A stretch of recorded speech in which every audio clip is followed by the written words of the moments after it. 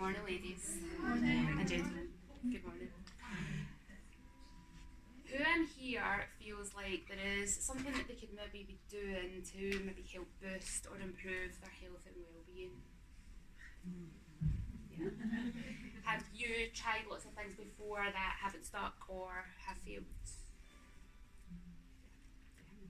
Me too. It's part of growing in life, isn't it? So I am Jen Wilson, the Healing Rebel, and I went back to college to study health, well-being and fitness in 2009 when I was 30.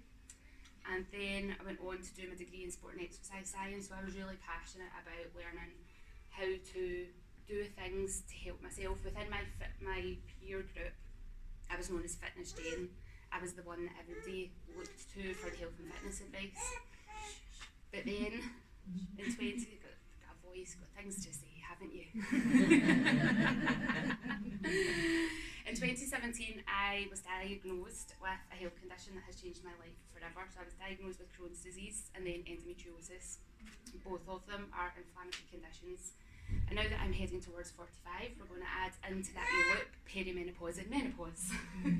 Like, really? Is there anything else that you can throw at me? Probably, but I don't want to tempt fate. Thank you, I have enough. So when I went into this journey of exploration, I started with what was it I did wrong? There was a lot of finger pointing at myself, there was a lot of blame. Is there something that I've missed? Is there something I could have done better? And there was something that I missed. I missed listening to my own body. I missed listening to my inner wisdom. That had been deconditioned out of me from when I was a young child. I was told when I was allowed to speak, I was told when I had to eat, I was told when I had to sit down, I was told when I had to stand up. All the way through, from nursery, through school, through high school, you were deconditioned to listening to your own body. If you needed to go to the toilet, you could only go at break time. If you were hungry, you could only eat at that time, at the break times. There was no honouring of what you knew was right for you. I knew as a small child that when it came to break time, I actually wanted to be in a quiet place, away from the noise and bustle of the classroom, but I was told to get outside and go and play with the other kids. So my nervous system then was always on high alert. It was never getting to be in a place of soothing. So what, check I'm not going off on a tangent here. So what I have learned over the last 7.5, 8 years is how to listen to that inner wisdom, and I've created some structure around the key things that really, really, truly helped me, and that's my five pillars of healing. Now I'm trying to condense this into a 20-minute talk. I teach this in my membership, which can be, you can be in it for as long as a month or for a lifetime. I have some of the information about this in my book called 9 Rules to Sort Your Shit.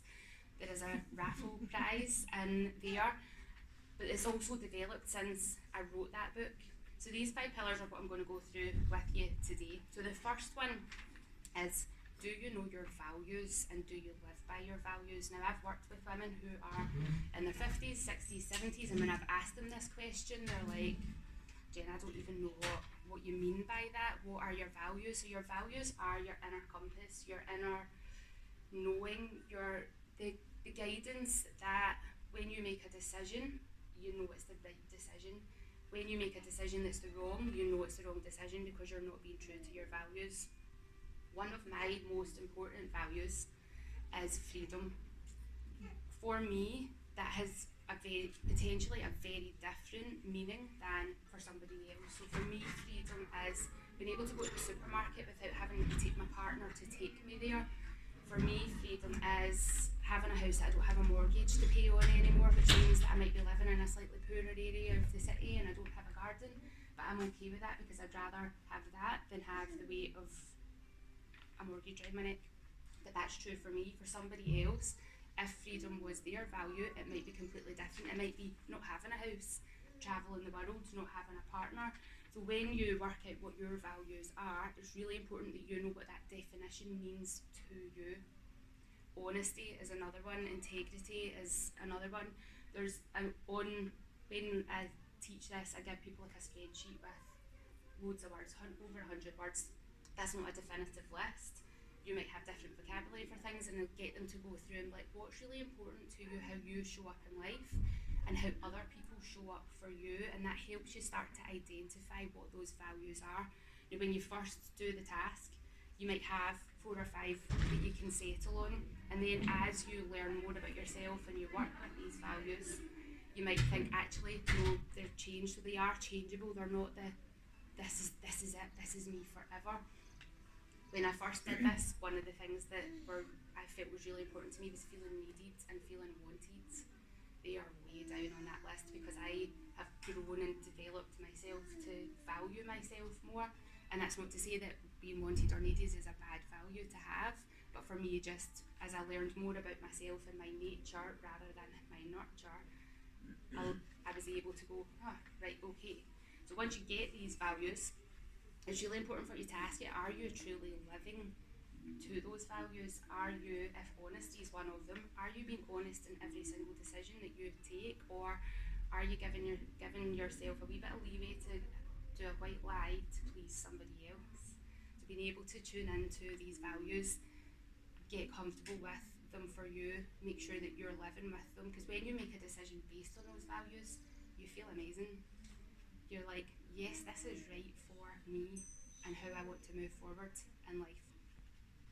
The next one is hydration. Now, usually when I ask people about how well they're hydrated, I definitely need to drink more water. Yeah, I definitely don't drink enough. It's a really good test to see whether or not you are dehydrated is to get your hands and pinch the skin on the back of your hands, let it go, and then see if it pings or deflates.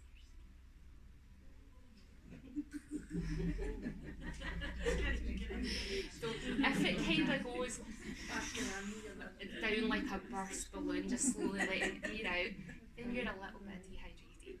If it springs back, then your body is well hydrated. So your skin is a really good test because your body wants to hydrate the vital organs first, so it takes the water into your brain, your heart, your digestion, your liver.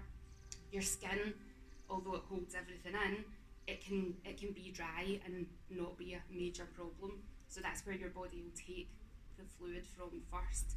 Now, if you are a sweaty person, if you're an anxious person, if you are in air conditioned or central heating, if you don't drink enough, then your body's going to be dehydrated at different times throughout the year.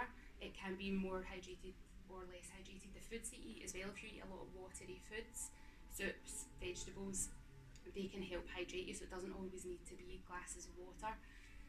2 top tips that I have for helping you get better hydration is filter your tap water so that you're removing the chemicals that they put in it to clean it, because your body recognises those chemicals as something that it doesn't need, so it pushes it through the detoxification system and eliminates it. And adding something to your water so that your body recognises that this has valuable content. So adding some minerals can be as simple as putting a tiny pinch of salt into your glass of water, just to give it some minerals that your body recognises that as being useful. If you put a slice of cucumber or a slice of lemon or some lime or any like a herb, mint or basil or something in it, your body will then recognise that as being much more valuable. And don't drink ice cold water. If you're drinking ice cold water, your body needs to warm that water up to be at the body temperature so that it can absorb it in. So people who drink ice water tend to find that they pee a lot. That's because the water's going in one end, straight back out the other. And it's not getting a chance to hydrate you properly. The next pillar is your breath. When I talk to people about breath, they go, I hold my breath a lot. We go, okay, let's exhale. So if we as a collective just now just go and notice where you're holding breath into the upper part of your chest. When we're concentrating, when we're stressed, we tend to take a breath in and hold on to it, cling onto it really tight. So if you have a busy life, you probably, as soon as you open the laptop and start looking at your emails, you likely take a breath in and forget to take the breath back out because your brain and your body is away doing something else. You're in your sympathetically driven side of your nervous system, which is a great part of your nervous system for action, sometimes it's called your fight and flight system, but it also helps you get motivated to do things, so it's not the bad side of the nervous system. When you exhale, that's when you activate your parasympathetic nervous system. So that's where you rest and digest, where you let go of what you don't need to be holding on to. First thing you do when you come into this world is take an inhale. The baby in the room can testify to that. As soon as she came into this world, she will have taken an inhale. A lot of babies start to then scream out to help get that air coming through.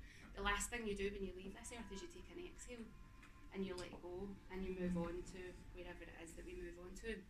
Everything in between that is life. Now there are lots of, breathing is very on vogue at the moment. It's very fashionable to do breathing workshops and breathing techniques, and there are people who will claim that this particular modality of breathing is going to heal your body and you must do this protocol every single day and that will heal. From my personal experience, some of those breathing techniques have been harmful to my body. So it comes back to then listen to your body. So by all means learn the different techniques, try them out, see how they feel in your body, and if your body's going into a state of heightened anxiety, particularly for women, because for our menstrual cycle we are more prone to anxiety. Some of these breathing techniques actually stimulate that anxiety and make you feel worse. So it's really important that listen to the teacher, learn what the teacher has to say, but know that your body's response is true for you, and if it doesn't feel right, you're not wrong. You are right because that's your own personal experience. The next one is movement. We need to move our bodies probably a lot more than we already do. Even if you exercise 4 or 5 times a week, what do you do for the rest of the day? Are you sitting at a desk? Are you getting up, driving to work, sitting at a desk, driving home, coming back to sit on the sofa to watch the TV for the night, maybe throwing a wee 1 hour class in there somewhere? 2020 came, most of us didn't even get into the car to drive anywhere. We got up and went to the dining room table and then moved even less. We have all these joints in our body that are here for a reason. They are meant to be moved.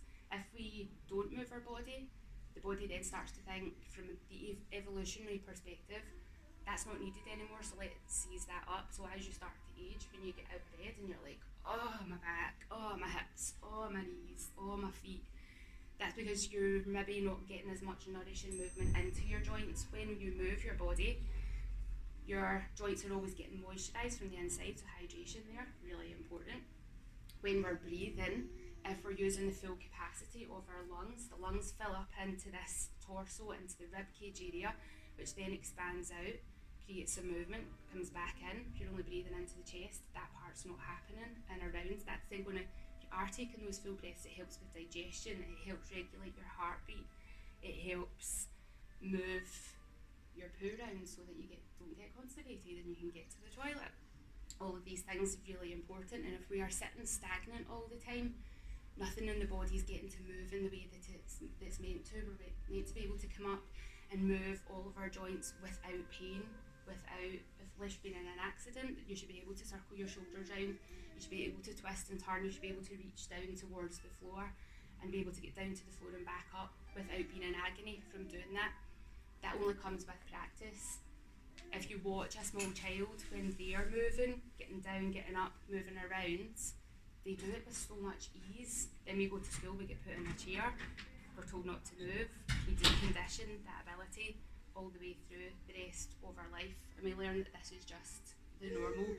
So I would invite you to think about how can you bring a little bit more movement into your life. So if you've got a desk job, can you get up and go to the toilet and then come back, and then get up and go and make a cup of tea and then come back, so that you're getting these wee regular breaks up and down out your seat, rather than sitting there, I'll go to the toilet later and I'll get the cup of tea while I'm out at the toilet, and trying to put everything into that wee one thing. And it can just do one thing at a time, and then that gives your body more nourishment. It also makes you, if you're doing that in a work capacity, it makes you more productive, taking those breaks. For every 20 to 30 minutes that you're sitting, you should do about 3 minutes of movement, getting all the joints moving through.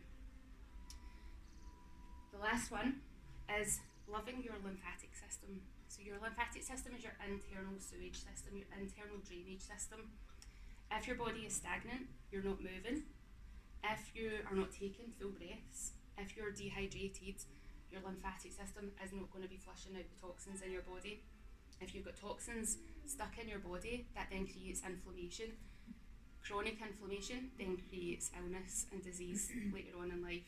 So the more that we can move our bodies, the more that we can breathe, the more that we keep hydrated, that's going to then help get the lymphatic system moving, help flush out those toxins that we do not need to be holding on to in our bodies.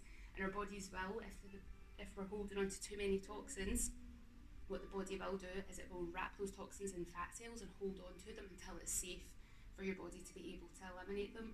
So if you are struggling to lose weight, I would be looking at your lymphatic system. Can you do stuff to help support that and move on? And I teach techniques to help do this. And one of the most important places that you need to clear is around your collarbones. So if you place your hand over your collarbone, if you can get onto your bare skin, that is better. And you're just placing the weight of your hand on there and then pulling very gently towards your heart. And it's just, you're not digging in, you're not trying to massage the area, you're just trying to move the skin. There, and then do the same thing on the other side. So if you can do that a few times a day, that's going to help clear your terminal point. Your terminal point is where your lymphatic system drains off so that the toxins can then get processed through the liver or the kidneys to then be eliminated out of your body. Just coming here every now and again. It can feel nice to do that as well because you're touching onto yourself, so your nervous system goes, oh, that feels so nice. It doesn't know it's just your hand. It just feels the touch and goes, oh, that's nice, that's nourishing. And if you do that with your movement, with your breath, with your hydration, it's going to help get your body into this space where your body can rest, it can heal. You'll start to be able to then notice things that are going on in your body. Oh, I'm starting to get a bit tight in the hips here. Oh, hang on, I've been sitting for too long. Let me stand up, let me move around, let me free that up. But if we've been deconditioned to listen to that wisdom, I'll get this job done first, and then I'll come back to it. And then you don't, because then the day is over and you're away to bed going, oh, I should have done that movement earlier on. The way I teach is how can you look at what you're already doing and just tweak the things that you're doing just now rather than trying to add more into your day, because most of us are already busy, we're overwhelmed, we're information overload. Like, right, let's just tweak the wee things that you're already doing. If you're drinking water, can you add something to it to make it more hydrating? You breathe anyway because you're sitting here, you're alive. So can we take more intentional breaths? We are hopefully moving when we get up out of our bed. Can we maybe get up out of bed, have a wee stretch, have a wee twist, have a wee turn? If we're sitting all day, can we create some more movement? I've started sharing some wee videos. This just started yesterday, so for the next 12 days I've got a wee video going out on my social media of just how to move when you're in the kitchen waiting for the kettle to boil. Do a couple of movements, or sitting at your desk moving a wee bit more. So wee tips there just to help get ideas rather than, oh, I've got to go and put my gym kit on and put a mat out and do whatever it is that you're going to do. You don't have to. You can just tweak the things that you're already doing. I'd have made it before the timer went off. Does anybody have any questions? 1 minute 32 to go. Well done, me. No tangents today. Woo-hoo. Does anybody have any questions?